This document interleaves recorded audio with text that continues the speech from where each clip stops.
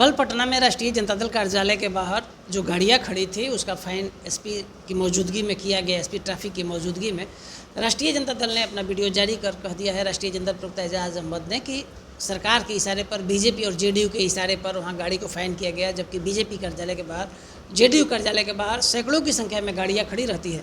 क्या कहिएगा इस पर सुमित जी? देखिए, पूरा बिहार जानता है कि अपराधियों की पार्टी कौन है। तेजस्वी जी चुन चुनकर प्रत्येक जिले से अपराधियों को ढूंढ ढूंढ कर भर्ती करते हैं। ये भर्ती प्रतियोगिता उन्होंने लागू की है हुड़दंगई के लिए, गुंडई के लिए। पूरी तरीके से पूरे बिहार में अगर कोई जाना जाता है, कोई पार्टी जानी जाती है, तो उस पार्टी का नाम राजद है।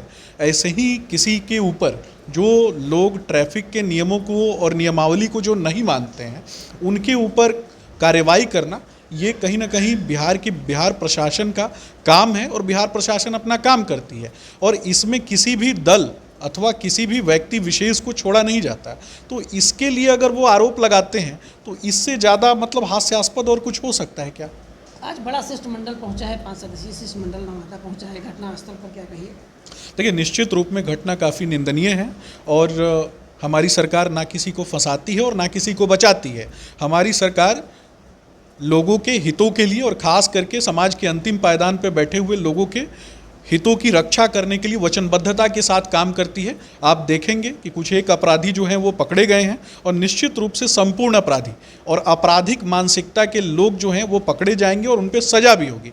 लेकिन इसके ऊपर राजनीति करने वाले जो ट्विटर बॉय हैं तेजस्वी जी, ये दिल्ली पलायन कर गए हैं। इस पर भी बात होनी चाहिए। जिन लोगों ने समाज का अपराधीकरण कर दिया, जिन लोगों ने बालू माफिया, शराब माफिया, भू माफिया को अपने कंधे पर बिठाए रखा और जिसके आते ही सत्ता में बालू माफिया, शराब माफिया और भू माफिया हनक में आ जाता है, तो ऐसे लोग जो हैं अगर इस प्रकार की बातें करते हैं, ऐसे लोग अगर प्रश्न चिन्ह खड़े करते हैं, तो इससे ज़्यादा हास्यास्पद और कुछ नहीं हो सकता।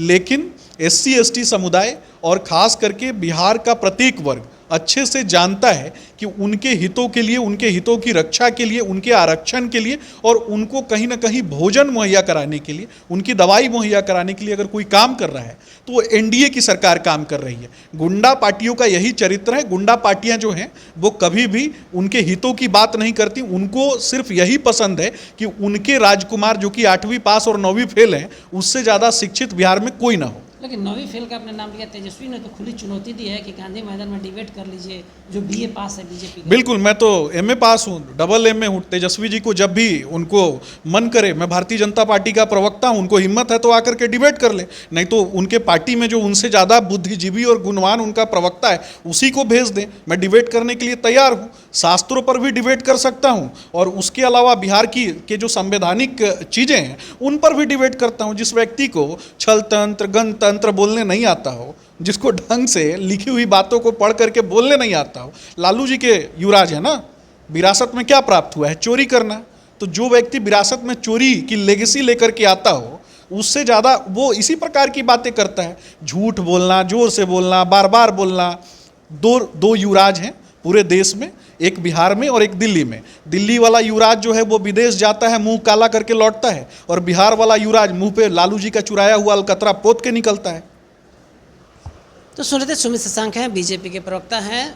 जो RJD ने आरोप लगाया है कि सरकार के इशारे पर जो यहाँ गाड़ियाँ खड़ी रहती है उसको फाइन किया जा रहा है, इस पर बेबाकी से अपनी राय रखते हुए तेजस्वी यादव को चुनौती दे रही है। जो तेजस्वी ने खुद कहा था कि हम गांधी मैदान में डिबेट करने के लिए तैयार हैं, उस पर भी बड़ा बात सुमित शशांक ने कह दिया है। हमारे सहयोगी धर्मेंद्र के साथ कौशलेंद्र, पटना से।